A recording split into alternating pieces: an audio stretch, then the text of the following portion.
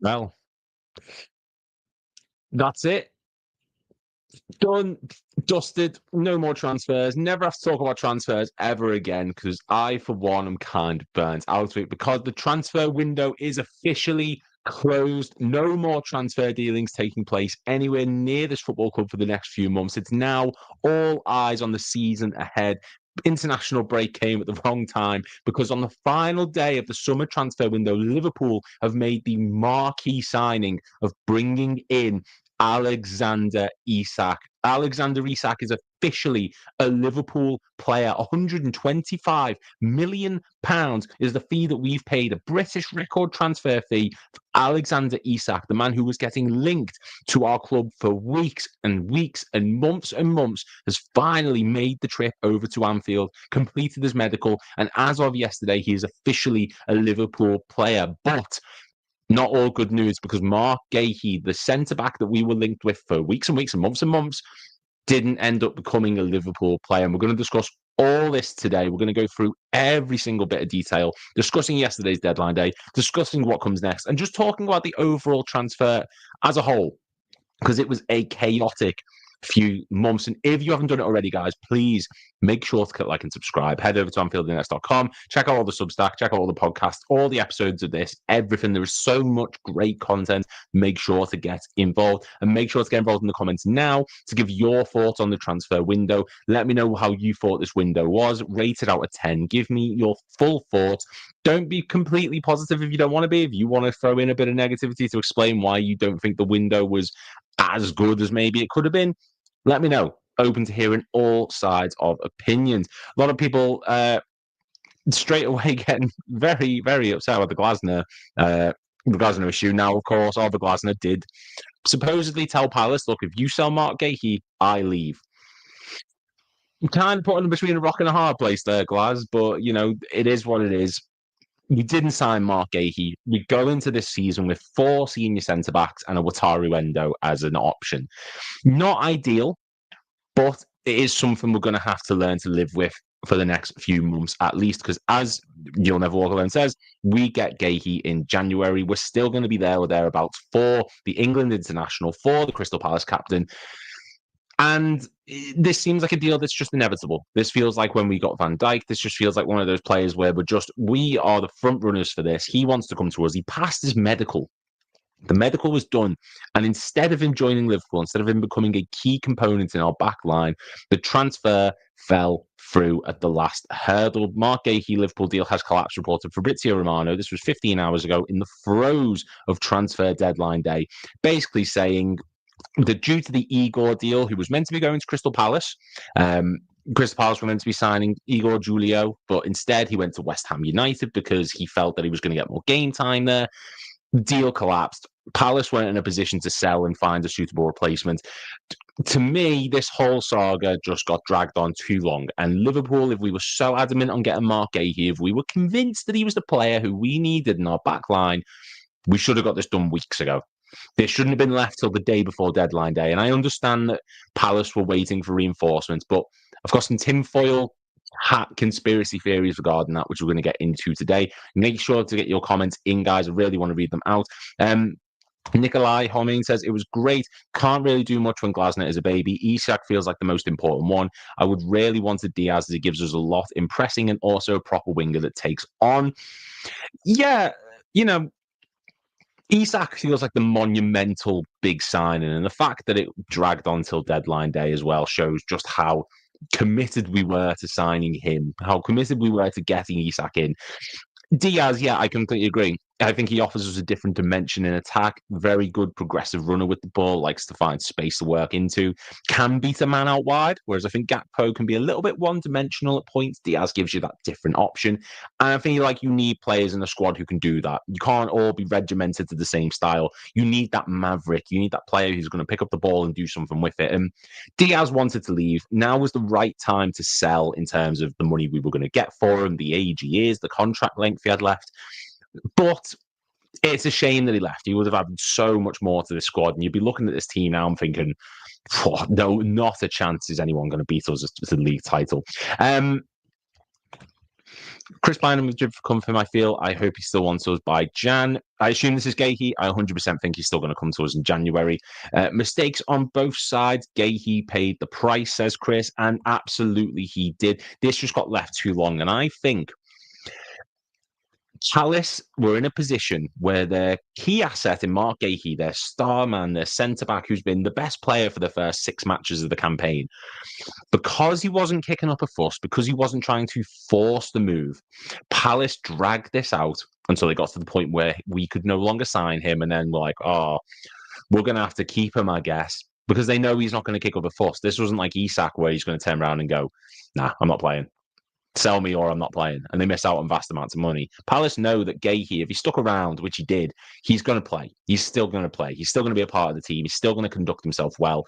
The way he's handled this whole situation was a positive and a negative for him. I think it's positive because he's still getting game time. He's still loved by Palace fans. Didn't make any kind of, like, he played literally the day before the transfer, giving an interview about how much he loves the club and then tried to get the move away. But the issue with that is because he didn't force the move, because he didn't make such a big issue out of it, Palace have dragged their feet with this, leaving it till the final day, and then have said, right, no, we're going to keep him, get stuffed Liverpool, which is a shame. It's disappointing that that's the way that it's gone, but it is what it is. We will move in for him again.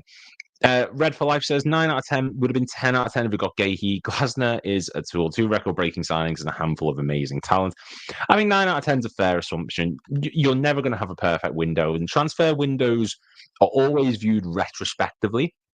So, like, if I did a video now of like the 10 greatest transfer windows, this would not be in it. This would not be in it because you base transfer windows on how well the player performs. Name value, things like that, brilliant. Like we've signed some world beaters, no doubt. But it's how well they do at Liverpool that determines how good of a window it was. And I just think at the moment, does anyone saying, 10 out of 10, perfect? We don't know that yet. It's been a phenomenal window in terms of the names, in terms of like the styles of players we've brought in, 100%. But until we see it happen, we need to wait and see. Bert Glasner leaves soon anyway. It's the first time he's properly said to Palace, look, I'm I'll leave if you do this. But he was getting linked with moves away literally a couple of days ago, and he said no. So make up your mind, Oliver. Yes, I agree, Rowan. Chelsea might make some moves as well. They need him more than we do, despite the 8-9 other centre-backs they've got. Chelsea, I mean, spoil people, as in Chelsea, that is. One more positive is we get to see Leone sooner than later. Yeah, and I think Leone's going to feature against Southampton in the League Cup when we play them in a couple of weeks. He's going to get game time galore. Gomez will probably suffer a knock, and Leone is one for the future. I do think he is the man to step up and take over the mantle of Virgil van Dijk. Hopefully, I hope that there's a contingency in place for that because we've not signed anyone this window really as a centre-back option for the now. Konate potentially going next year. Van Dijk potentially going the year after that. Gomez is probably going to go next year. So there's going to need to be a big refresh in that back line, especially in centre-back. And Leone could be a long-term plan. And I said a few weeks ago, I don't think we're in a position for a long-term plan. But if it works, it works. When do we next play Crystal Palace? So Liverpool will play Crystal Palace on, if I can get the dates up here.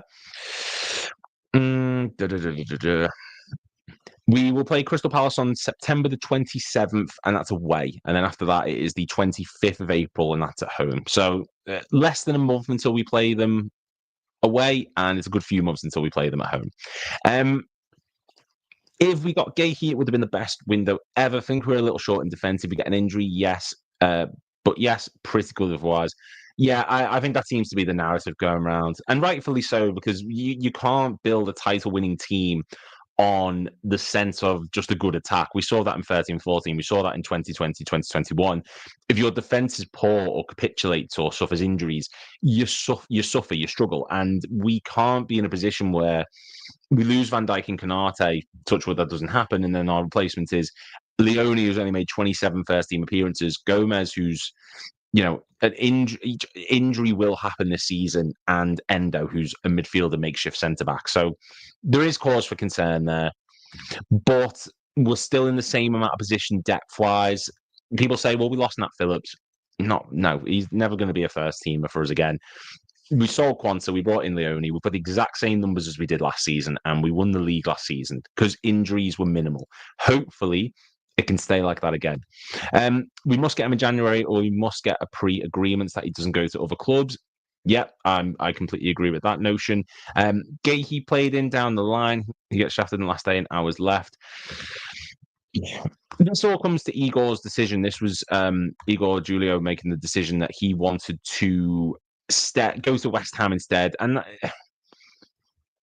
from his perspective, I get it. He wanted game time. He knew he'd get that at West Ham. He wasn't too convinced at Crystal Palace, although I don't know why at all, for some reason,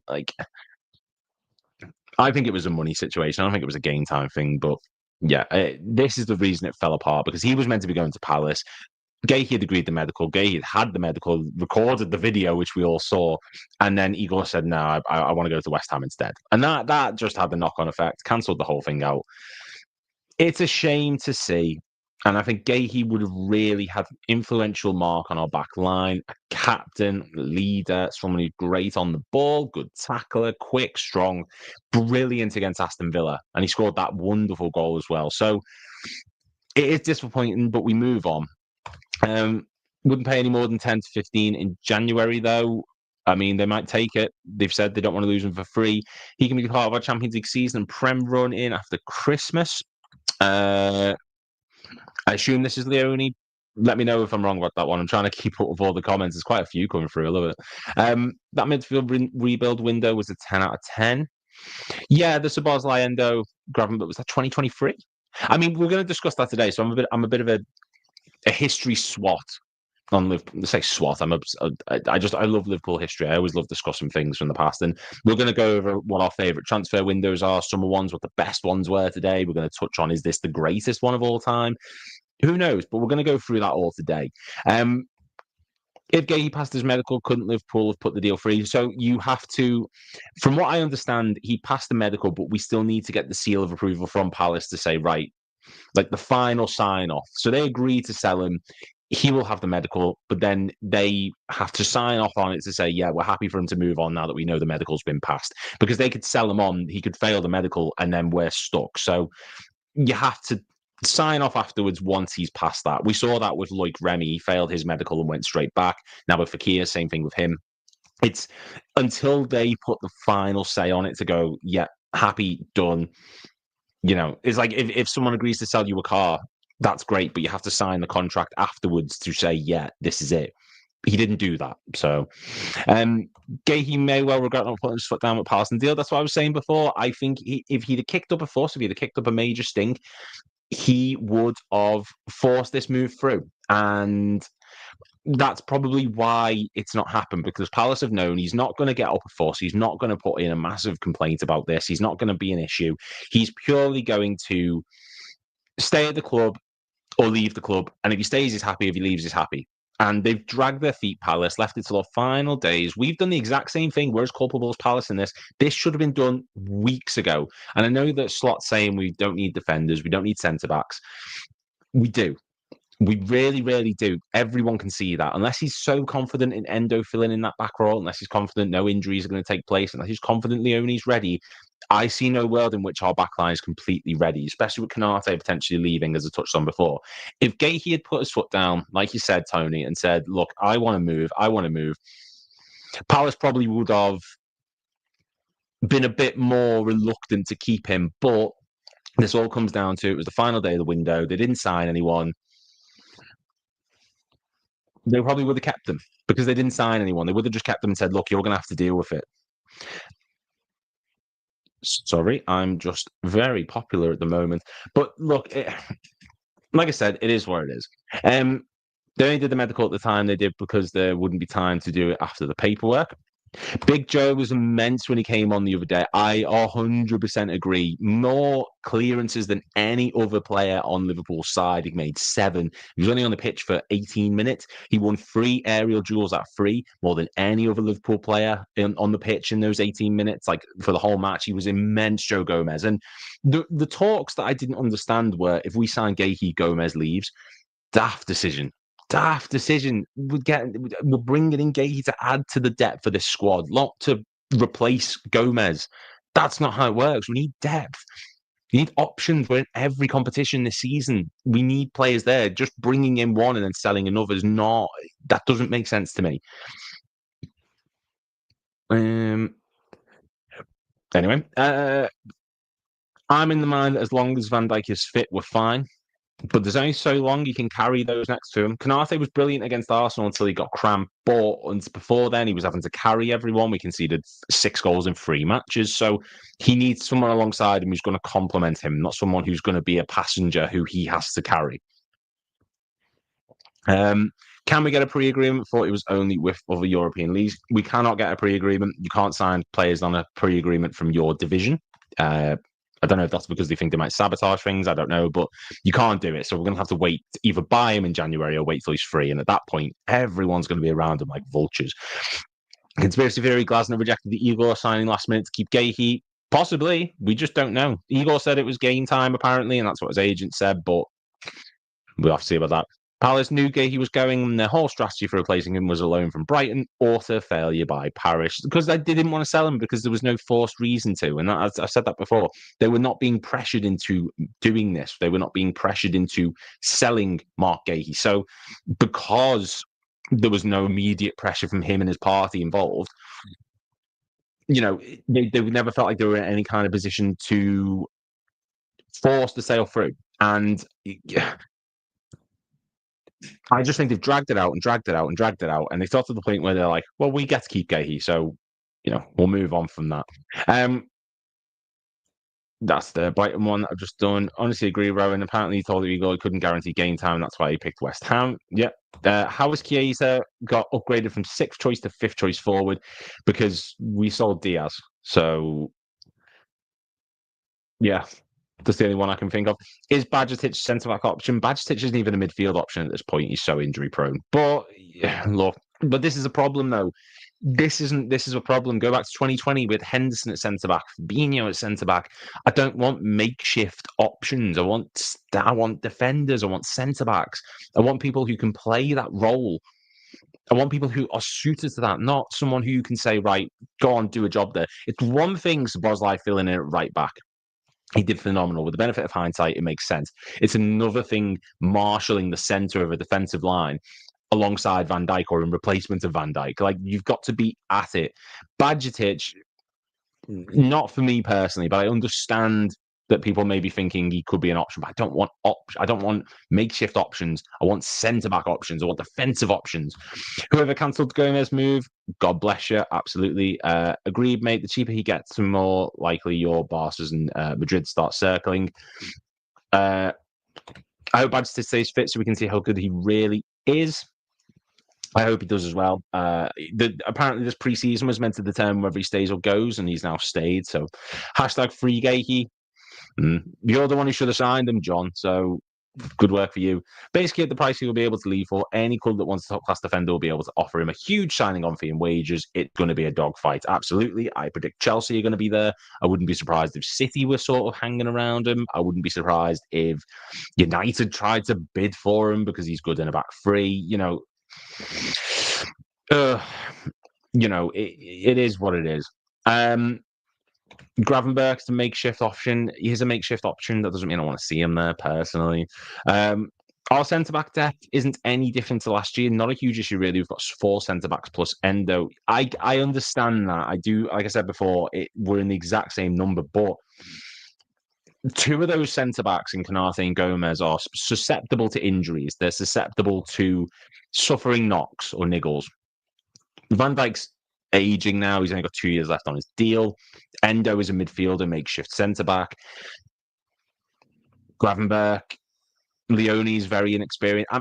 We have depth, but I just wanted someone who could bring a bit of experience and a bit of leadership to that back line alongside Van Dijk and maybe Canate. You need those type of people because we need to rotate. We can't expect them to be fit for every single match. Van Dijk is a freak of nature, and even then he needs a rest. He was rested for the early rounds of the Carabao Cup last season and the FA Cup, I believe, actually. So that's my concern, is just the rotation, but rotation of a good quality. You need your backups to be suitable replacements, not just people you can stick in for a match and have them do crap and then go, well, it's a rotation option. We don't need that as a club. I think only holding Stefan to manage minutes and fitness so they can showcase him in a cup run or two to encourage a decent sale. He's made of Jacob's crackers. Quite possibly. We've done that before in the past. I hope he gets an opportunity again. I think Slot would really enjoy him. He's got a good passing range. He's very much someone who's good on the ball. He commits to a tackle. I'd be happy if we were to keep him around, but I can understand why people may be looking at it and thinking we're just trying to up his value. Completely get that. Facts, we need Guehi. We don't need to rely on Joe Gomez, who's missed over 1,000 days of injury at Liverpool. Van Dijk isn't going to stay fit for every game forever. No, he's not, I'm afraid. Touch wood, doesn't happen this season. Guehi only wants us. I'm not worried. Mate, this is football, and we've seen countless times players say, I want to join this club. Look at this season. Eze was going Tottenham and then went, I want Arsenal. Look in the past when Willian was going Tottenham and then he went Chelsea. Like, how many times do players change their mind at the last moment and go to another club despite only wanting that initial first club they were going in for? So, I don't know. I just, this is something that there's going to be a lot of clubs interested in, and we've got to get the deal done. We've got to circle him ASAP and make a statement of really saying, look, he almost joined us in summer. He's going to join us now. Based on the weekend's performance, Szoboszlai may be the new Trent, but one that can actually defend. Szoboszlai was brilliant. Defensively, as well as working the ball inverted, he liked to cut inside. He created space out wide for Salah to work with. It's just Salah didn't do a lot with it. I don't think he's going to get much game time at right back when Frimpong and Bradley are back fully fit. I think that's just a fact. But he's made a good account of himself. He's the new James Milner, I feel like, in this kind of club where you need him at right back, he'll play right back. If you need him at midfield, he'll do midfield. If you need him at defensive midfield, he'll do it. Like, he's a very versatile player. And that game at right back, it's one thing doing it against Newcastle without Isak, Gordon going off early, down to 10 men, Joe Linton going off injured. It's another thing doing it against Arsenal, who is your title rivals, who have strengthened majorly, bringing in Eze. They've still got Martinelli on the left, who's not great anymore, but is still a decent player. You've got a physical presence in Gyökeres.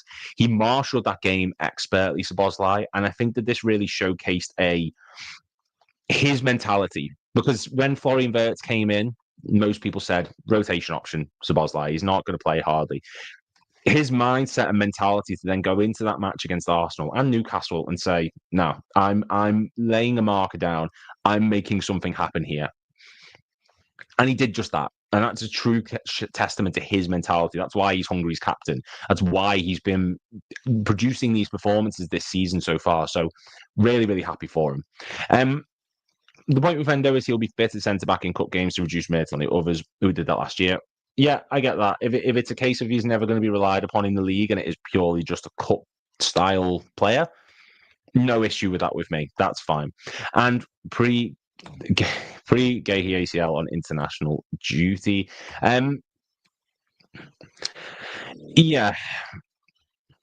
I mean, this comment sums it up. Isn't it funny that everyone complaining how players acting who want to leave, like Isak and Visa, and Guehi was the only one acting proper and didn't get his move? Nice guys finish last, apparently. Seems to be the mantra from this summer window. But yeah. Now, we're going to touch on the window as a whole, because obviously this was debatably our greatest ever Premier League window. Liverpool have had a multitude of brilliant transfer windows in the past, but this seems to be the one that most people are calling the best. Now, let me know, what do you guys think in the comments? Do you think that this is actually the best summer transfer window? You can see there the three goalkeepers, Mamardashvili, Woolman, and Pixie. Then you've got Kerkez, you've got Leone, Frimpong, Ekatike Wirtz, and Alexander Isak. We signed 9 players this summer, which I think the last time we signed 9 players was 2014, I believe. That was the last one we signed 9 players. I'm trying to remember it off the top of my head. I kind of want to test myself, but I'm not going to. So yeah, it's been a very busy window. We've also got to consider the sales. We lost Diaz, which was a big blow. The Jota tragedy really had like a negative impact earlier on in terms of the morale. But this has been a monumental window for us. We've strengthened in key areas. We've really provided ourselves with a foundation now to push on for the Premier League title again. And I've said it countless times, and Dave will probably call me a broken record on my Twitter DMs after this because he bullies me, Dave. He really does bully me, and it upsets me when Dave bullies me.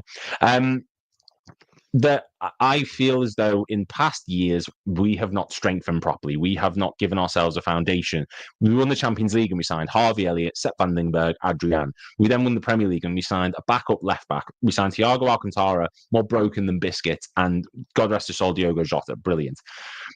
There wasn't a strengthening window that we needed. Coming off the back of almost winning quadruple, 2 games away from winning a quadruple, we signed Fabio Carvalho, Calvin Ramsey, and Darwin Nunez, and Arthur Melo on loan. That's not a good strengthening window. This window is the one where we've really, really gone out there and said, right, we're pushing for this title again. We're going again for the league title, and that's what we've needed. That's what we've needed for such a long time. A window that's a statement window. The last one we made was 2018. When we signed Fabinho, Alisson, Shaqiri, and we signed Naby Keita, who didn't work out, but it was still a big sign at the time. This is the first window since then we've really asserted ourselves and said, right, we are going for the league title again. We've needed that. We've needed that push. We needed that energy, that drive for us to think going into a season that we're not the underdogs. This season, we're going into it thinking we are the champions. We are going to win this. Get the name on the trophy already. This is our season. Back-to-back Premier League titles. And what a marquee signing to cap it off with Alexander Isak. Playing alongside Florian Wirtz and Ekitike. It's been mental. It's been absolutely mental. Let me know in the comments, though, because we're going to discuss some of the windows of the past, our favourite ones. We're going to have a bit of a history lesson today. Why not? It's now that the window's shut, it feels nice to sort of reflect and go over a few bits. Yes, it is the best window, says Stephen Dewar. Harrison says it's the best for sure. Nikolai Holman says, I actually think the 23-24 was up there as a very good one, bar the Caicedo fuck up. Yeah, that was a great window. The Szoboszlai, Endo, Gravenberch, McAllister window. I think with that one, it was purely departures. We lost Fabinho, we lost Henderson, Firmino left on a free, Milner left on a free. It was a very expenditure-heavy window in terms of we spent 172 million euros and only recouped 60 million euros. So that one, it was a brilliant, brilliant window, and it's had long-term effects on us now. Like, it contributed to us winning the league. McAllister was huge. Gravenberch was monumental last season. So, yeah. We needed attacking wingers for so long in the Klopp, but they never signed one.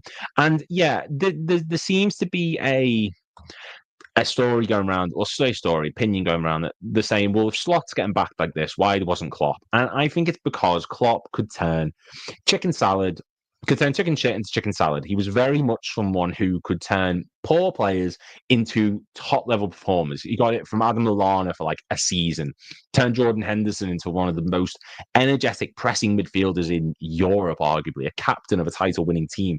He took average players, and made them something special. He signed big players, of course, in moments where we needed it, where we could see there was a push.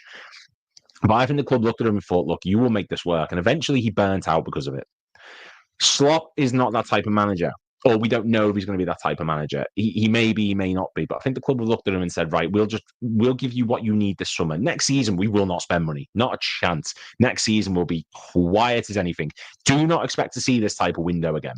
Pessimistic mindset, I know. But do not expect that. Next season will be a save your pennies, look for change behind the couch. Like, it's going to be that type of window. This summer, though, they've said to him, right, there's a foundation to build on. You've had a year now with this club. You know who you want to get rid of. You know, Arne Slot, who you enjoy in this club and who you want to keep. So we will build around that. Didn't like Quanta. Didn't like Diaz. Didn't like Harvey Elliott. They're all gone now. Nunez, another one, gone. Tsimikas, gone. Trent, gone. And we've signed players to replace them. In the past, it's felt like we've always needed a centre-back, and we very rarely signed a centre-back, bar Ibu and Van Dijk. We've known we needed number 6, a defensive number 6. We signed Endo as a backup, like as a 4th, 5th choice, and Gravenberch was makeshift. This season going into this, we knew we needed left-back. We got one. We knew we needed 2 strikers. We got them. We knew we needed a right back. We got them. We knew we needed a backup keeper. We got one. We've signed players to fit the needs of what we needed. We knew the areas that needed strengthening, and we've done exactly that this summer. It's a huge, massive shift in how our mindset is. We're not strengthening for the future, we're strengthening for now and the future, and it's huge for us. At least Wharton and Guehi next summer might top it, so we're basically becoming Crystal Palace. I don't know about top it, but it'll be a brilliant window. Is this why now FSG has so much to spend because of all the good work Klopp did? Klopp built the foundation, and how many people have said Klopp is Shankly, Slot is Paisley? Klopp built the foundation for this to build, for Slot to build on, bringing in the players he did, setting the tempo, putting us back on our mantle at the top of the division. And Slot's come in has been a beneficiary of it, and that's only undoing the work Slot's done. He's been brilliant since he's come in, but without that solid foundation, why do you think Man United managers keep failing? Why do you think Chelsea managers in recent years have continued to fail? Because the person before them has made a mess of it, and they have to come in and immediately fix it. It's been a constant battle to get back to where they were. Whereas Liverpool, we've slowly built foundations up and up and up, and now here we are. The other important factor in that midfield rebuild was the fees. McAllister was 35 as diabolical business. Well, and we sold Harvey Elliott for 35 million, which I'm very disappointed with, and we can touch on that shortly. Actually, yeah. If you can't get excited by Isak, Ekitike, Wirtz, Frimpong, and Kirkers, don't watch football. Exactly, mate. I'm excited about Mamadashvili for the future. I'm not going to lie. Even Leone, I'm excited about him. I have a sneaky feeling we're buying Elise next summer as the salary gen. I'm well up for that. I have seen that report thrown around. Do I think that that's going to happen? We'll have to wait and see. It's a big ask that I think Bayern are going to be very hesitant to want to sell him. We need to win Champions League or Prem for that, I reckon. Let me know what that's in response to, because I did ramble for we have serious height for aerial balls. Isak, Gakpo, Grab, Kanate, Ekitike, Van Dijk, Leone. We do now. I was very concerned a few weeks ago. We were poor in set pieces in pre-season. We've been poor this season, to be fair, because Leone, Kanate, and Van Dijk aren't going to be on the pitch at the same time. Isak and Ekitike may not be on the pitch at the same time. So there's a lot of tall players in the team, but are they all going to be there? Strikers this season have gotten very tall. Ekitike, Mande, Sesko, and that monster at Wolves. Strand Larsen, is it? Strand Larsen, is he? How tall is Strand Larsen? He's quite big, isn't he? And also Klopp went out on top. I don't know anything managers that leave on their own while a team is in a great position. It's very true. Even Sir Alex, he left because he knew United, age was getting to him, but he also knew that it was an aging squad at United, and he wasn't going to have it in him to do a full rebuild because Evra was in his mid-30s, Vidic, Ferdinand, Rooney was starting to come to that point. Who else was there? Carrick. He knew that he'd have to rebuild the whole thing, and he didn't want to do it. It's very rare that managers do go out on a high horse. Even Shankly didn't particularly go out on a high. So, yeah. Harvey deal has a buyback clause and selling clauses. It's a good deal. Absolutely. I'm happy that that's included. Sorry, Liz, that comment was about the chance of securing Elise next year. We have to keep winning to get him. Yes, okay, I get that now. Yeah, if we want to sign Elise and continue to go for the big names, you've got to win titles. You've got to win trophies. If we want to continue to compete at the highest level, you've got to keep winning things. And this season, I want to see the Prem, but I want to see a Champions League run. I want to see a sustained Champions League run. I'd love to win it, but Strand Larsen, the Belgian lad, Wolves brought in 6'6" and built like a UFC heavyweight, golden boot from Belgian League last year. I can't remember his name. Let me just see if I can. Figure out who it is we're on about, because Wolves transfer window for me just went so under the radar. I honestly could not tell you a thing about Wolves transfer window other than that they got rinsed in terms of who they sold. Tottenham, West Ham, Wolves. Tolu Arakadar, however you pronounce that name.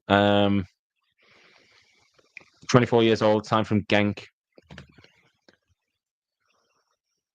1.97 meters tall. My good God. Weetabix for breakfast. That's mental, that. It's kind of good timing, the international breaks here. I don't normally like it, but it gives a chance for Isak to get some minutes in his legs and come back fitter without missing any games. Yeah, I get that. I'm one of the few people I like international football. I mean, I support England. I don't know what you want me to say, but like I'm excited, and I'll be keeping an eye on Sweden now that we can actually see Isak in performance. He does need the game time, 100%. Um, are we on okay on overseas players quota? Is anyone going to miss out? I think we're okay. There'll probably be a couple who miss in like the Champions League, but I think we should be okay as far as I'm aware. There shouldn't be any kind of major issue. But yeah, we're gonna compare this one to this window to previous windows just for a bit of fun, because I think there's been some mental transfer windows.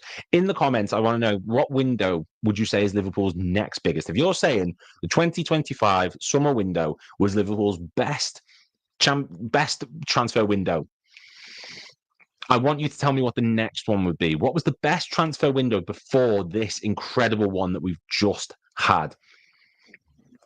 Because there's a multitude of ones that we can pick, and we're going to go through them all. Sorry, guys, bear with me.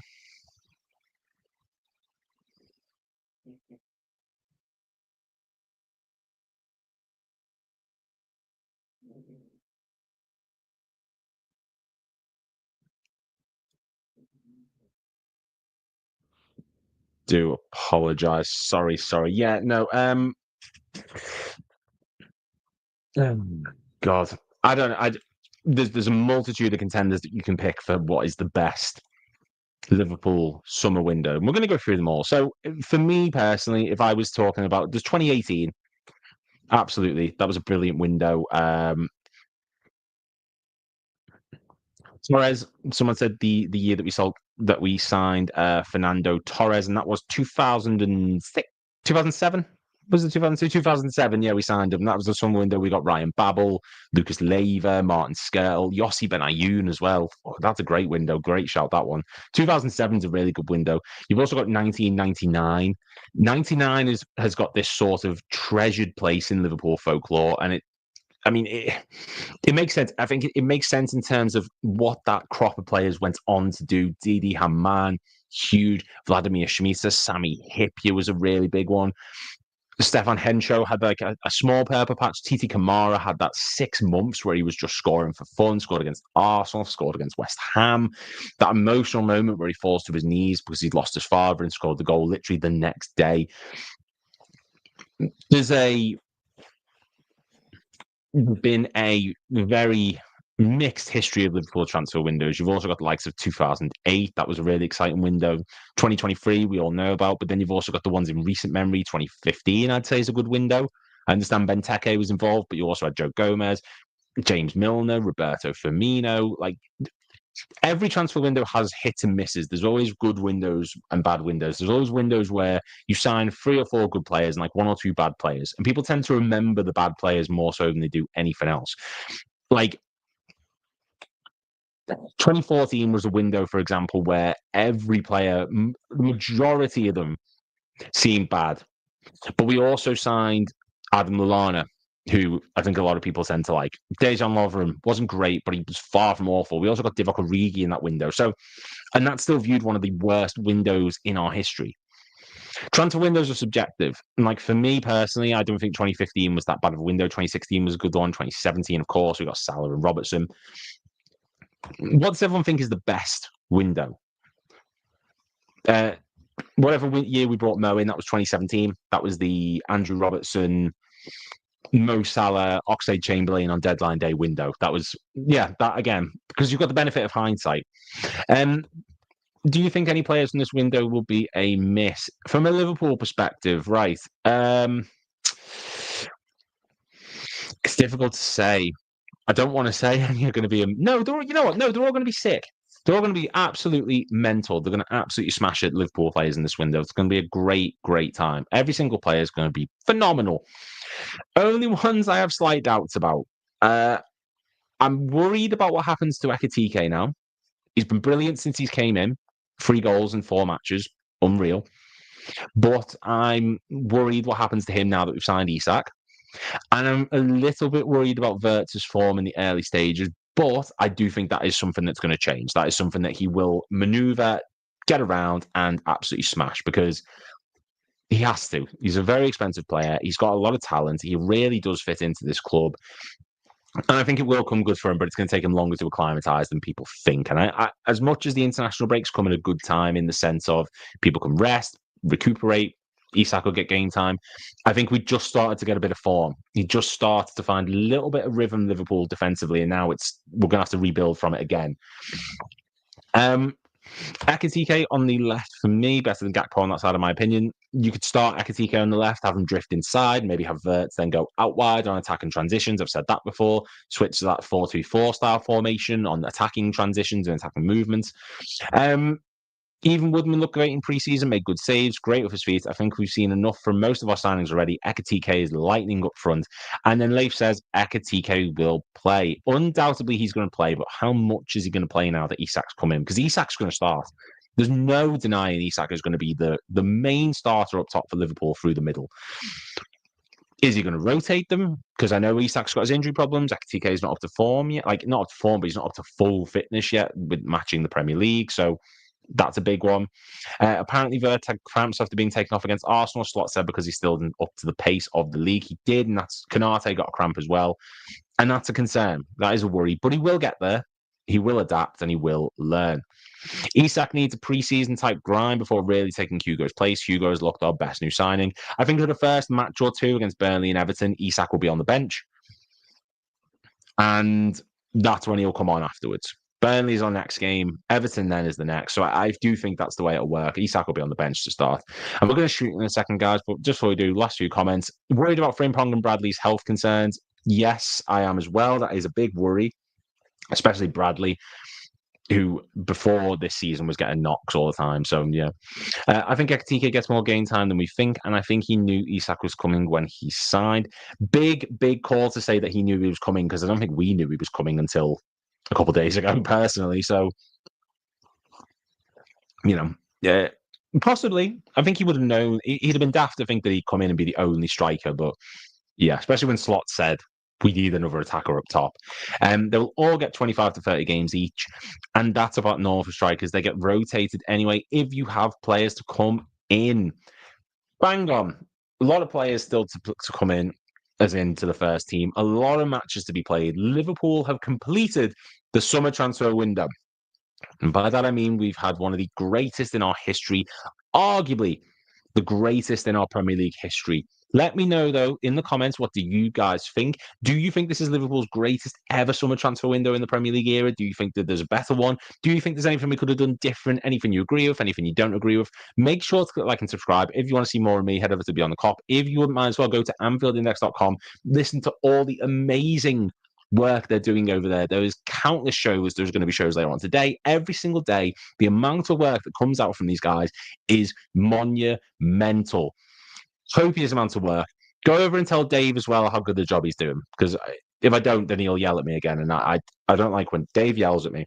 You still get your PlayStation headset. I see the mic's there. I just don't have another headset. I don't have another headset to use. So someone buy me a headset and we'll stop this problem. But yeah, please make sure to click like and subscribe, guys. Thank you so much for watching. Summer window's done.